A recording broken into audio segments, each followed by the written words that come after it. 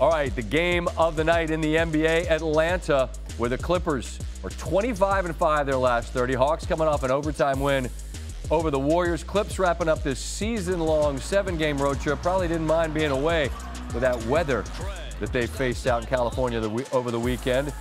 There's Trey pulling from the logo. Hawks down 2. Kawhi Leonard, corner 3. Hey. He buries that, and the Clips lead. It's a 1-point game. Trey, 25-12 in this one. Don't sleep on Daniel Tice from 3. Oh.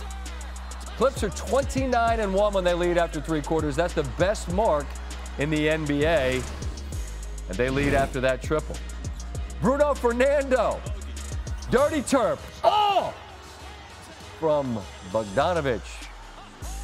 Bruno roaring as the Hawks lead by 4. James Harden, all 3 of these. Clips now lead by 2. Back and forth we go. Clips by 1. Kawhi, baseline. Finishes, and that's 3 the hard way. They're up 4. Leonard again. Ball fake. Clean look. I'll never understand how that flat shot goes in as clean as it always does. 36 on 13 of 20 shooting for him. And there's Harden, nearly lost it, gets fouled on the 3. He had 30, 10, and 8. A huge night for him. The Clippers 21 of 35 from 3. That's their best shooting on at least 35 attempts. They win by 5. Sixers have dropped to 5th in the East. That's something you want to keep an eye on, given that they're going to be without Joel Embiid, who will miss extended time with that knee injury. They lead by 3, make it 5. Tyrese Maxey, attack mode. Luka Doncic, a clean look from 3, bottoms. Then Kyrie, with Dallas leading by 3. Oh, that's beautiful. Stops and hits, pushes the lead to 5. They led by 3 heading into the last quarter. That's where the advantage is here as Kyrie pulls. Left wing extended, 23 and 8 for him. Mavs up 6. Now Doncic with a lead swollen to a dozen, make it 15. Maxey doing what he can. That shot's bananas. He finished with 15 and 7, but they're not going to be able to carve into this deficit. Grant Williams all alone, 17-point lead. Doncic finished with 19 and 8. I feel like we've seen most of him. You know that's his spot. And the Mavericks go into Philadelphia and get a relatively comfortable 16-point victory. Philadelphia, as you might surmise, without Joel Embiid, they have struggled. And again, that's why we point out that they've already fallen to 5th and will be without him for a while. 4-11 without him. The impact, well, it's significant on both sides of the ball. The .765 winning percentage with him would be the best mark in the East.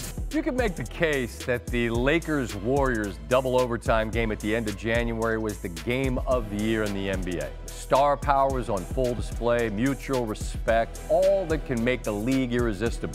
The issue for those teams and the league, to an extent, is that those star-laden squads currently a game over 500, that's the Lakers, and 4 under 500, that's Golden State. Warriors are almost as close to the bottom of the West as the top in terms of separation. So with the trade deadline later this week, what can they land in terms of a difference maker who could make the difference to try to get a championship? Because that's what the aspirations that these teams have are. Steph Curry coming off a 60-point performance in his last game. That was a loss against Atlanta. They're taking on Brooklyn and trailing by 6. Not anymore. Steph Curry cuts it in half. 3,600 made three-pointers.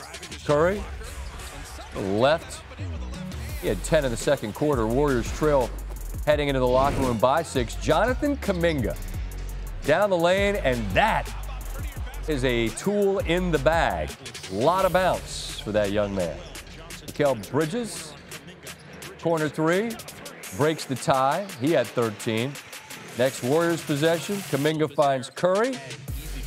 Give me all 3 of these. Warriors up 4. And they're up 4 still. Curry misses. Isn't that self-pass? If you're playing pickup, someone would call self-pass. Curry, step back. He knew it. The lead's 9. Late fourth, Klay checks out of the game with 7:19 to play, did not return. Warriors closing it out without him on the floor. Curry pushes it to 8. Then Curry. Little float game. Add the free throw. He had 29. Then Kuminga again with the hammer. Warriors win. Klay not thrilled at the end of the game. There's Steve Kerr on, not closing it out with him. Group's playing well, you just stay with that group. You know, that's kind of a general rule. And so we stayed with the group because they were really competing and making plays, and they had the momentum. So I didn't want to stop the momentum. He's fine. I mean, you know, this is a season where, you know, he's had a lot of ups and downs, and it's not easy for a guy who's been so good and, you know, Hall of Fame player to deal with the injuries. But Klay's going to help us win plenty of games going forward. I mean, you didn't close tonight. That's obviously going to be a story. I mean, it's all good.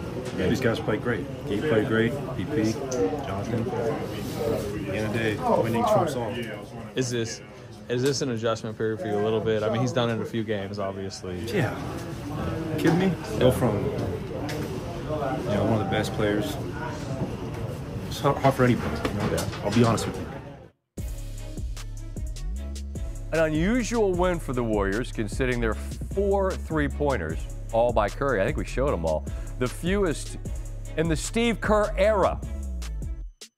Go back to the Kuminga piece, right? There were times earlier this year where he didn't play in games where they lost leads. So I mean, you got to try to win games if you're Golden State, whoever's on the floor. The 72 points in the paint were tied for the most in any game, also in the Steve Kerr era. So Golden State gets a win.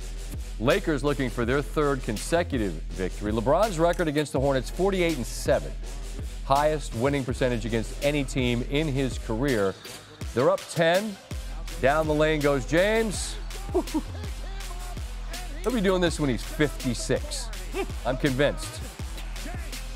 Lakers up 13. Then LeBron baseline again. LeBron James. Lakers comfortable lead, and it's growing. Off the miss, Anthony Davis. Woo! LeBron. Davis had 8 assists in the first half. That's the most in any half in his career. And the Lakers, a big 74-58 lead at the half. Third quarter, Lakers up 19. Davis continuing to deal assists. That's a gorgeous pass to Christian Wood. His 3rd career triple-double for Davis. Lakers show up 21, the largest lead of the game. Hornets, though, creeping back in it. There's the Rook, Brandon Miller. He finished with 33. Hornets within 4. It's winning time. James, ball fake, left 3. The hard way. He finished with 26, and the Lakers leads back to 7. Next Hornets possession, Miles Bridges with a handle, hangs, hits. Career high 41, and the Hornets are down 4. Bridges has that deflected by Davis, which ensures that this is going to be a Laker victory. 26-15 and a career high 11 assists for Davis. I mentioned the triple-double, and it's a 6-point win.